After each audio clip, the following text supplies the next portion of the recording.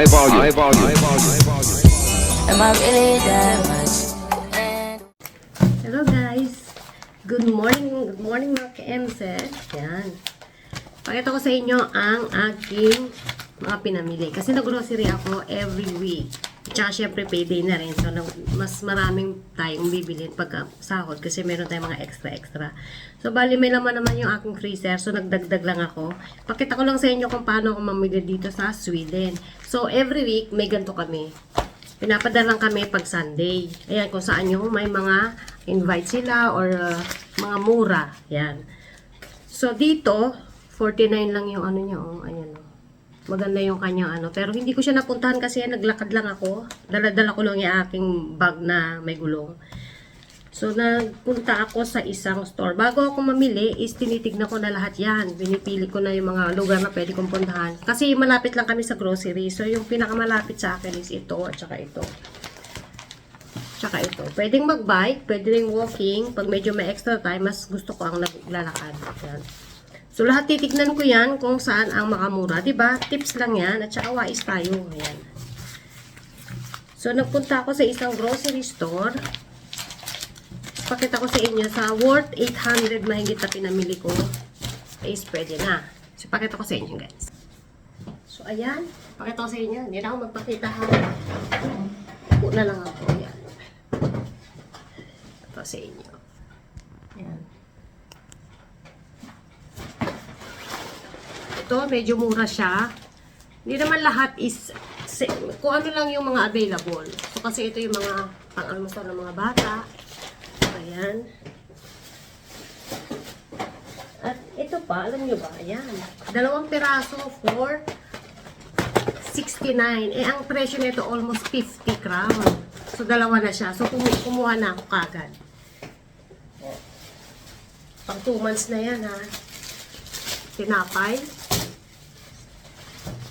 So, ito lang, at saka ito. Tapos may dala din akong backpack kung sakali man. Kaso, hindi na ako pumasok kasi ang hirap iiwan tong mga pinamili mo sa kabilang store tapos papasok ka sa kabila. So, bukas day off ko, mag-walking lang ako. Ito guys, nasa 100 na higit to. So, nabilo ko lang siya ng 60 plus. Ayan. So, pag medyo special day, mga ganyan, ayan. Saturday or sama-sama kami ng mga bata. Tapos meron ako nito kasi gagawa ko ng, may ginawa na akong burger patty, di ba? So, para meron tayo. Eh, ito, 9 crown. Pang spaghetti. Or mga afritada, caldereta, ganyan. Dalawa-dalawa lang kasi pang 1 month. Minsan, ina-adjust ko kasi yung bag ko, mabigat. Saka meatballs, yan. Bala ko gumawa nito pero syempre mas maganda rin meron tayong ano. Kasi yung mga bata, ayoko rin nagluluto sila. Minsan kasi kung ano lang maisipan nilang kainin. Ito, 2 for 22. O diba, mura na. So, dalawa lang din. Pwede siya sa burger patty rin na lulutuin natin. O kahit anong recipe.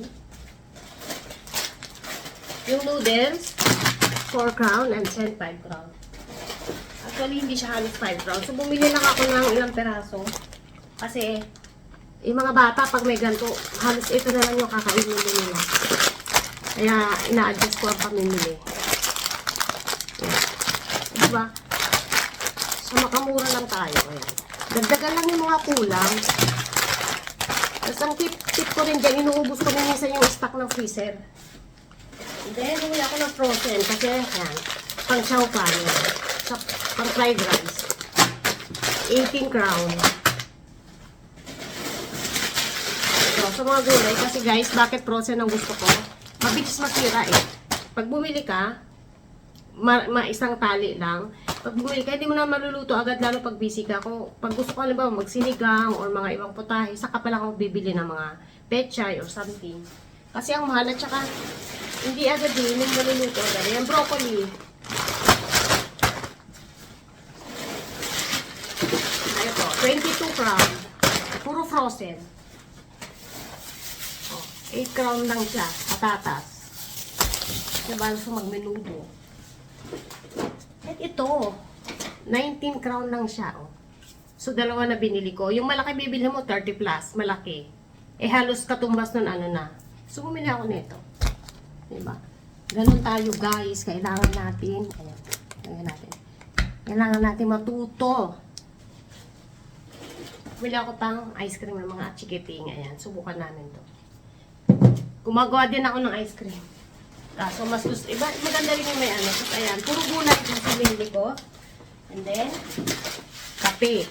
Pwede walang kape. Kape-kape tayo sa umaga. Ayan. Isin natin. Isin natin mga pinamili natin.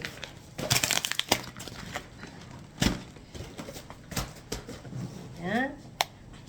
And then, so gagawa tayo ng bacon, kaya bumili ako ng, ito yung parang Nestle cream, pang pagkain, yun, ito. And then, ito, sausage para sa ating tinapay. 9.90. So, pwede siyang sa salad, pwede pang sabaw din, ganyan. Hindi ako bumili ng marami kasi, pag maramihan na binili per kilo, pang 1 week na, nasisira din siya. Yung mga bata, hindi naman yung mahihilig. Tapos ito, mura na siya. Dinagdagan ko na lang yung akin kasi masisira din siya agad. And then, bumili ako ng bacon. Pag bumili ka ng isang ganun lang na tag 10 to 15, tatluhan siya po, 44. 44, 49. Ito, 44 lang. So, 5 to 6 crown nakatipid tayo. Hatiin ko siya ng tatlo. Adi, almost same. Kasi pang bacon, pang ano natin yan, pasta. So, ito naman yung pang side sa aking dessert na binili. Ano din siya, whisk ready. And then, luya, kasi mag-iinasal tayo. So, ayun guys, ang aking napamili. O, diba? Actually, babalikan ko yung bukas, magbabike lang ako. Babalikan ko yung aking, ano ba yun? Yung tissue. So, nakabili na ako ng sabon. Nakabili na. Kung saan yung mura, puntahan natin. Kasi makatipid na tayo, 10-20 crowns. So, pang-ulam na natin yun. Tsaka pambili na natin ng ano. So, nagbili na ako ng pizza slice para sa mga bata kahapon. Doon sa malapit sa trabaho ko. Nakabili ako na 107 siya. Nakuha ko lang ng 97. O, diba? Doon tayo saan tayo makakatipid. And then, meat. May bumili ako ng 4 na buong manok. So, ang ginawa ko, ini-slice ko siya. So, naka-6 o 8 slice plastic. So, ang ginagawa ko, ini-slice ko siya, pinaplastic-plastic ko na siya. Tapos, nilalagyan ko siya ng tape. Halimbawa, ito pang adobo, pang inasal, o pang fried. Nilalagyan ko siya ng ganun. Kaya, balak ko sa bibili ako ng yung vacuum sealer na pagkain, yung magluluto na ako, so tatanggalin mo lang sa gabi. Kasi, kailangan din natin magtipid. Mahirap pagtapon-tapon ngayon sa panahon ngayon. Hindi pwedeng hindi tayo pwedeng mag-aksaya ng pagkain ng mahal-mahal. At saka, lahat ng bilihin ngayon ay, na siya guys. Lahat ng bilihin ngayon ay, ito. Lahat ng bilihin ngayon, puro mahal. Wala nang mura sa mundo. Ayan siya guys, ayan. Hindi pa tayo. So ayan guys, ang mga pinamili ko lahat. Ito na siya, pinamili ko lahat.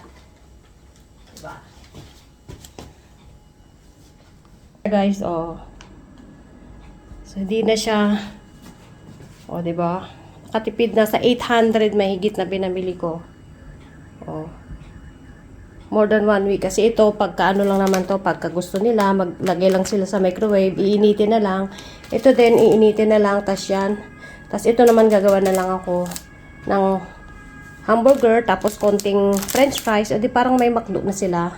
Ito yung pang-almusal sa akin. Ayan. So, yan lang guys, ang aking mga pinamili. Yan guys. Yan po. So, thank you very much and God bless. Sana po may natutunan tayo. Doon tayo sa tipid. Tipid tips sa pamimili ni Emsel. Bye!